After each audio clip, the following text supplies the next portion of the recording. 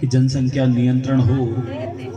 एक तरफ तो हम दो हमारा एक चल रहा है और कोई कह रहा है एक भी नहीं हो तो बढ़िया है, और एक तरफ हो रहा है कि हम दो और हमारे 20-30 चले तो बढ़िया है। सरकारी अस्पताल है, सरकारी पैसा है, तो कोई चिंता नहीं। उस कार्य पर ये काम कर रहे हैं कि समान कानून बने और सबको समान अधिकार में हो, और आप हम भी समझें इस बात को कि आने वाले समय में कहीं अल्पसंख्यक हम न हो जाएं, हमारी संख्या कम हो जाए और दूसरी संख्या बढ़ जाए तो बैलेंस बिगड़ जाएगा। पहले भी कई बार दुर्घटनाएं घटी, तो इस अनुपात को बनाने के लिए हम दो और हमारे दो तो होने ही चाहिए। पुराने लोग कहा करते थे एक पूत पटलाई में एक ही गोबर पानी में। कहने का तात्पर्य था कि वह पंचायती करेगा, समाज को, राष्ट्र को, परिवार को देखेगा कि फौज में जाएगा।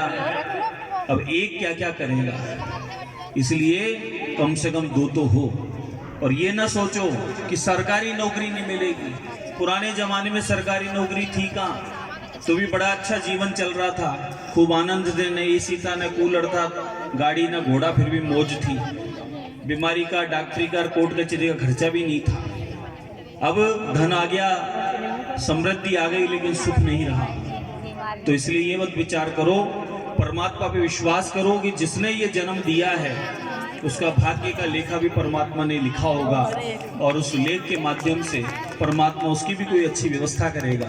ये बंधु कोई सरकारी थोड़े ही है सारे, ये सरकारी थोड़े ही है सारे, मैं सरकारी थोड़े ही हूँ सारे, एक आध वही होंगे इनमें सरकारी। कितने सरकारी है, हाथ ऊपर करो।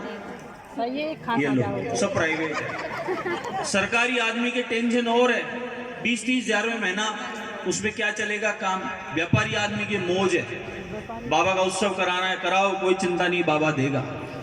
सरकारी आदमी अगर उससे ज्यादा का प्रयास करेगा तो गलत काम करेगा, रिश्वत खाएगा, पकड़ा जाएगा, नौकरी से उड़ जाएगा। ये मोदी जी हैं, न खाऊंगा न खाने दूंगा, क्या करोगे। इसलिए ये विषय तो नहीं था, लेकिन ये विषय भी राष्ट्र हित का है, राष्ट्र चिंतन का है, और ये हम सब के लिए सोचनीय है कि आने वाले समय में हमारा अनुपात कम न हो। इसलिए हम दो और हमारे दो तो हो ही हो, अन्यथा हम तो दो और हमारा एक भी नहीं, और उधर हम दो और हमारे 25-30 चालू है का। इसलिए ये विचार करना, और ये अनुपात जो है घट न जावे, बढ़े, हमारे देश में, हमारा देश, हमारे लोग अधिक हों, उस पर विचार करना। कलयुग के देवता है बाबा श्याम, और कलयुग के देवता है हनुमान जी महाराज। कौन सा संकट मुझ गरीब को जो तुमसे नहीं जात न टारो, बेगी हरो हनुमान महाप्रभु, जो कुछ संकट हो हमारो।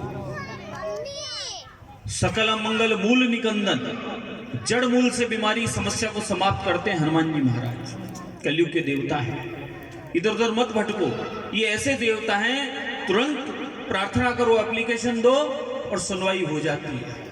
और कलयुग में भगवान को प्राप्त करने का सुगम मार्ग क्या है, भगवान के इष्ट का नाम जप करो। शिव भी जिसका जप करते हैं, शिव किसका जप करते हैं, श्री राम जय जय राम। शिव भी जप करते हैं परम ब्रह्म राम का, और हनुमान जी किसका जप करते हैं, श्री राम जय जय राम। ये राम नाम महामंत्र है, महाबीज मंत्र है।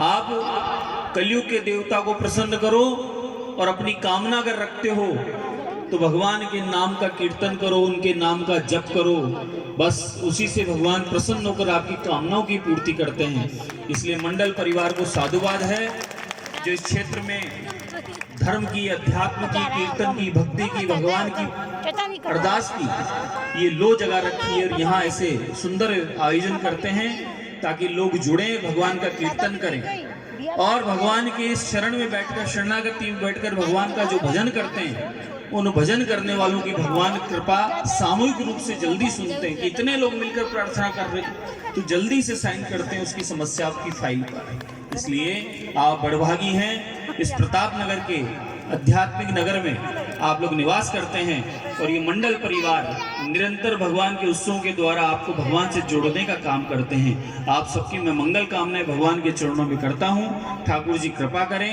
हम सबका आने वाला अंग्रेजी वर्ष भी सबका मंगलमय हो, सब पर कृपा हो, सुख हो, और आनंद हो और भक्ति का सदैव हम लोगों को आशीर्वाद मिलता रहे, ऐसी मंगल कामना। और दूसरा